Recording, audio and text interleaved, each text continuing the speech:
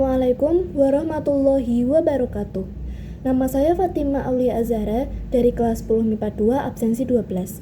Saya akan mempresentasikan tentang konsep badan usaha dalam perekonomian di Indonesia.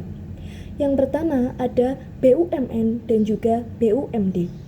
BUMN atau Badan Usaha Milik Negara adalah suatu badan usaha yang sebagian besar atau seluruh modalnya itu dipegang oleh negara.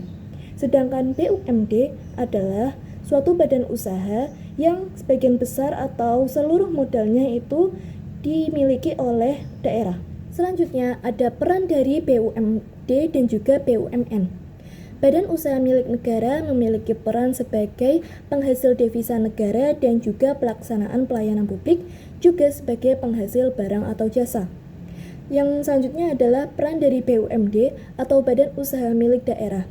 Ia berperan sebagai berpartisipasi dalam membangun ekonomi daerah dan juga sumber pendapatan asli daerah. Selanjutnya ada bentuk-bentuk BUMN dan juga BUMD. Bentuk dari BUMN terbagi menjadi dua, yaitu badan usaha perseroan dan juga badan usaha umum. Sedangkan untuk bentuk dari BUMD ditinjau dari industri, perdagangan, dan juga jasa. Selanjutnya adalah jenis-jenis kegiatan usaha BUMD. Jenis-jenis kegiatan usaha BUMD meliputi dari bidang transportasi umum, kemudian bidang pengolahan pasar, selanjutnya bidang perbankan, dan yang terakhir ada bidang penyediaan air bersih. Selanjutnya ada kelebihan dan kelemahan dari BUMD dan juga BUMN. Yang pertama dari BUMN. BUMN memiliki keunggulan atau kebaikan yaitu menyediakan barang dan jasa untuk kesejahteraan masyarakat. Sedangkan kelemahannya yaitu lambat dalam mengambil keputusan karena pemilik sahamnya yaitu pemerintah. Selanjutnya ada BUMD. BUMD memiliki kebaikan atau keunggulan yaitu sebagai sumber pendapatan asli daerah. Dan untuk kelemahannya yaitu sering kekurangan modal karena pemilik sahamnya itu berdasarkan dari masyarakat. Yang kedua ada badan usaha milik swasta atau disingkat jadi BUMS. BUMS adalah suatu badan usaha yang modalnya dipegang atau dimiliki oleh swasta. Perbedaan perusahaan swasta dan juga BUMS. Kalau badan usaha, ia memiliki kesatuan yuridis ekonomi dan mengincar laba. Bentuknya juga berupa PT, firma, dan juga CV. Kemudian untuk perusahaan yaitu kesatuan teknis dan tempat yang meliputi barang atau jasa. Kemudian bentuknya juga berupa pabrik, kios, dan juga toko.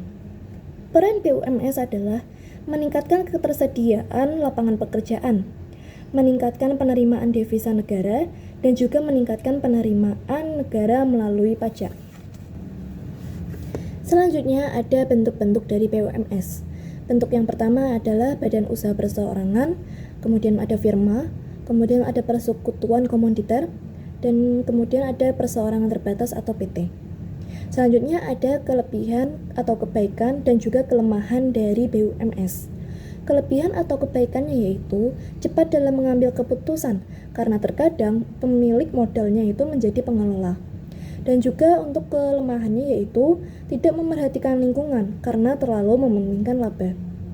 Kemudian ada jenis-jenis kegiatan BUMS. Yang pertama ada perorangan, yang kedua ada persekutuan, dan yang ketiga adalah perseroan terbatas. Dan yang terakhir adalah tahapan mendirikan usaha BUMS. Yang pertama harus mempersiapkan sejumlah faktor. Yang kedua memperlihatkan beberapa hal yang harus dimiliki. Yang ketiga yaitu mempersiapkan dokumen perizinan. Yang keempat yaitu mengadakan rapat umum pemegang saham. Yang kelima membuat akta notaris. Yang keenam mengurus izin pendirian dengan didaftarkan di pengadilan negeri. Yang ketujuh yaitu mengurus pengesahan menjadi badan hukum yang berkaitan dengan jenis usaha yang dijalani. Dan yang terakhir yaitu mendapatkan legalitas dan dari Kementerian Penghakiman dalam lembaga negara. Sekian presentasi yang saya sampaikan.